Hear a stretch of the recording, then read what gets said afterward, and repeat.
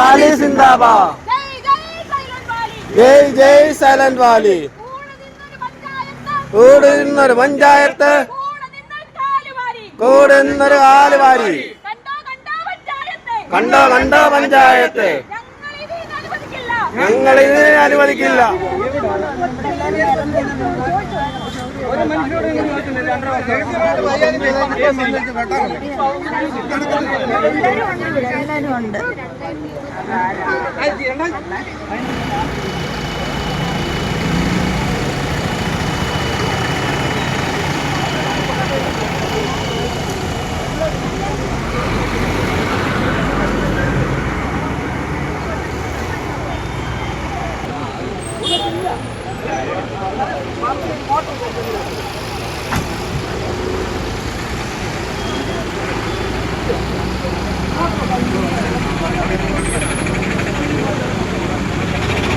വല്യൂർമ്പോടിക്കലാണ്. റാന്നി വല്യൂർമ്പോടിക്കലിൽ നിന്ന് സൈലന്റ് വാലിയിലേക്ക് കയറുന്നിടത്താണ് നിൽക്കുന്നത്.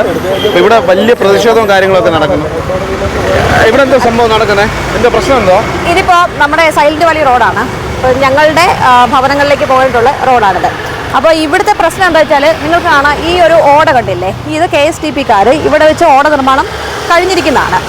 ഈ ഓടയുടെ ബാക്കി നിർമ്മാണം ശരിക്കും ഈ പുനലൂർ മൂവാറ്റുപുഴ ഹൈവേയുടെ സൈഡിൽ കൂടെ തന്നെ പോകേണ്ട ഓടയാണിത്. പക്ഷേ അതിന് പകരം സംഭവിച്ചിരിക്കുന്നത് വെച്ചാൽ, ഇപ്പോഴത്തെ KSTP-യുടെ തീരുമാനം ഈ റോഡിൽ കൂടി ഓട വെട്ടി വലിയ തോട്ടിലേക്ക് വെള്ളം ഒഴുക്കി വിടാനായിട്ടാണ് തീരുമാനിച്ചിരിക്കുന്നത്. ശരിക്കും ഇതിന് KSTP-ക്കാർ പഞ്ചായത്തിനോട് അനുമതി ചോദിച്ചു. പഞ്ചായത്തിനോട് അനുമതി ചോദിച്ചപ്പോൾ അത് 2022 മുമ്പായിരുന്നു. പഞ്ചായത്ത് അനുമതി നൽകി, ജനങ്ങളോട് ചോദിച്ചിട്ടില്ല, നമ്മളെ ഇതൊന്നും അറിയിച്ചിട്ട് പോലുമില്ല. അങ്ങനെ 2022 കോടതി KSTP-യോട് പറഞ്ഞു ഈ ഓടയുടെ നിർമ്മാണം ഈ നമ്മുടെ സൈലന്റ് വാലി റോഡിൽ കൂടെ വലിയ തോട്ടിലേക്ക് ആക്കി ഫിനിഷ് ചെയ്യാനായിട്ട് KSTP-യോട് പറഞ്ഞു. അങ്ങനെ അവർ 2022 വന്ന ഈ ഉത്തരവ് ഞങ്ങളുടെ ജനപ്രതിനിധികളോ പഞ്ചായത്തോ ഒന്നും ഞങ്ങളെ അറിയിച്ചില്ല. കഴിഞ്ഞ ആഴ്ച ശരിക്കും പ്രൈവറ്റ് റോഡായിരുന്നു. ഇത് പ്രൈവറ്റ് റോഡാണ്. പഞ്ചായത്ത് ഏറ്റെടുത്ത് ടാറിംഗ് 10 വർഷത്തോളമായി പഞ്ചായത്ത്. 10-15 വർഷം. അതിനു മുമ്പേ ഇത് 60 വർഷം പഴക്കമുള്ള റോഡാണ്. അതിനുശേഷം അപ്പോൾ ഞങ്ങളോട് പഞ്ചായത്ത് ഇരിക്കുന്ന ചതി എന്താണെന്ന് വെച്ച് കഴിഞ്ഞാൽ, 2022 ഇറങ്ങിയ ഒരു ഓർഡർ, ആ ഓർഡർ പഞ്ചായത്ത് ഞങ്ങളിൽ നിന്ന് മറച്ചു വെച്ചിട്ട് ഇത് എക്സിക്യൂട്ട് ചെയ്യാൻ വന്നപ്പോഴാണ് ഞങ്ങൾ ഇങ്ങനത്തെ ഒരു കാര്യം അറിയുന്നത്. അപ്പം ഞങ്ങളെ സംബന്ധിച്ചിടത്തോളം ഞങ്ങളുടെ സമയം പോയി. ഞങ്ങൾക്ക് ഇനി കോടതിയെ ഒന്ന് സമീപിക്കണമെങ്കിലോ അതിനൊന്നും ഞങ്ങൾക്ക് സമയമില്ല. അങ്ങനെ 2022 ഇറങ്ങിയ കോടതിയുടെ ഉത്തരവ് നടപ്പാക്കാൻ വേണ്ടിയിട്ട് കഴിഞ്ഞ ആഴ്ച KSTP-ക്കാർ വന്നപ്പോൾ ജനങ്ങൾ പ്രതിഷേധിച്ചു, അവർ തടഞ്ഞു. അപ്പോൾ തൽക്കാലത്തേക്ക് അവർ ഓട നിർമ്മാണം നിർത്തിവെച്ചു. അതിനുശേഷം ഇന്ന് അവർ പോലീസിൻ്റെ സഹായത്തോടെ, അവർക്ക് സ്വാഭാവികമായിട്ടും അവർ ഉദ്യോഗസ്ഥർക്ക് കോടതിയുടെ ഉത്തരവ് നടപ്പാക്കാതിരിക്കാൻ കഴിയത്തില്ല.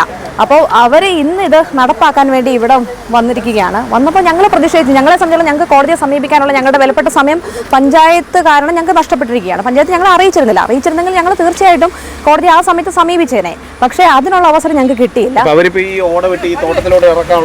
അല്ലല്ല, ഈ ശരിക്കും ഈ ഓടയിലെ വെള്ളം ഈ ഒരു പ്രൈവറ്റ് ലാൻഡിലേക്കാണ് പോകുന്നത്. അത് അവർ കോടതിയിൽ അപേക്ഷ കൊടുത്ത് അവരുടെ ലാൻഡിലേക്ക് വരുന്ന വെള്ളം അവർ തടഞ്ഞു.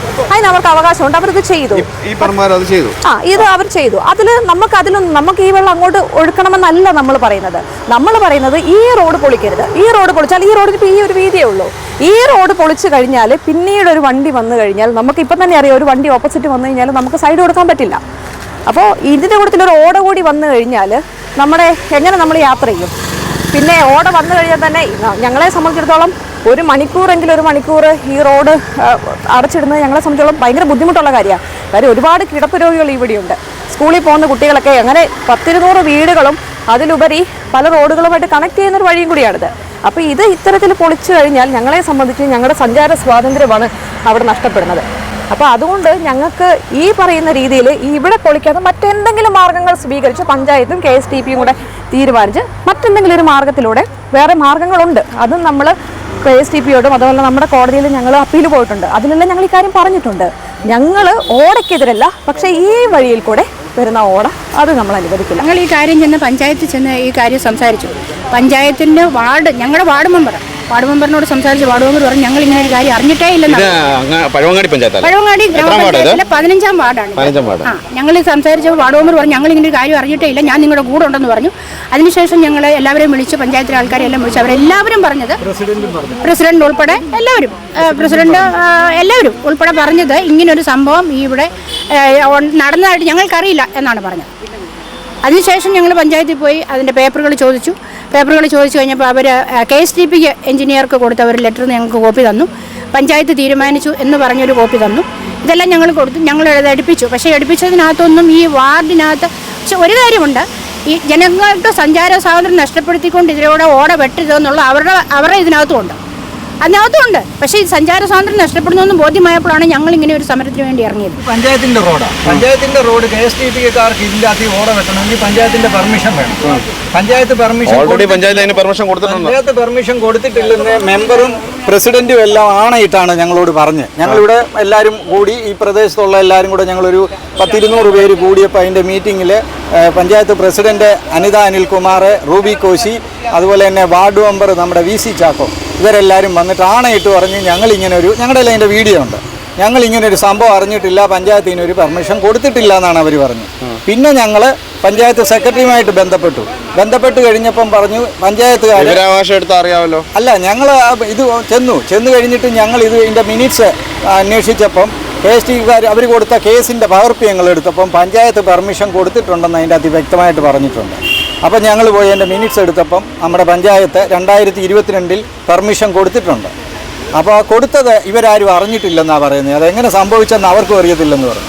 പിന്നെ കേസായി വിധിയായതുകൊണ്ട് ഇനി കോടതിയിൽ പോയിട്ടേ പരിഹാരമുള്ളെന്ന് ഞങ്ങളോട് ഇങ്ങോട്ട് പഞ്ചായത്തുകാർ എന്നെ നിർദ്ദേശിച്ചതനുസരിച്ച് ഞങ്ങൾ പോയി. പഞ്ചായത്ത് പിന്നെ ഒരു ഇത് പറഞ്ഞിട്ടുണ്ട്, ആദ്യം എടുത്ത തീരുമാനം തെറ്റായിപ്പോയി, അതിപ്പം മനസ്സിലാക്കി, ഇത്രയും പൊതുജനങ്ങൾക്ക് ബുദ്ധിമുട്ടുണ്ടാക്കുന്നെന്ന് ഇപ്പോഴവർക്ക് മനസ്സിലായി, ഒരു വേറെ തീരുമാനം എടുക്കാമെന്ന് അവർ പുനഃപരിശോധിച്ച് അവർ പിന്നെ ഒരു പോയിന്റ്സ് പറഞ്ഞിട്ടുണ്ട്. ജനങ്ങൾക്ക് ബുദ്ധിമുട്ടുണ്ടാക്കാതെയും സഞ്ചാര സ്വാതന്ത്ര്യം തടയാതെയും അതിലെ ഓട വെട്ടിക്കൊള്ളാനാണ് പറഞ്ഞത്. അത് KSTPക്കാരേണ്ട ഒക്കുകയില്ല. ഒരു കാരണവശാലും ഈ റോഡിൽ കൂടെ ഓട വെട്ടാൻ ഞങ്ങൾ നാട്ടുകാർ സമ്മതിക്കുകയില്ല. രണ്ട് സൈഡും ഇവിടം വരെയും അപ്പുറം വരെയും ഏകദേശം ഒരു 20 മീറ്റർ അല്ലെ 22 മീറ്റർ ദൂരമേ ഉള്ളൂ.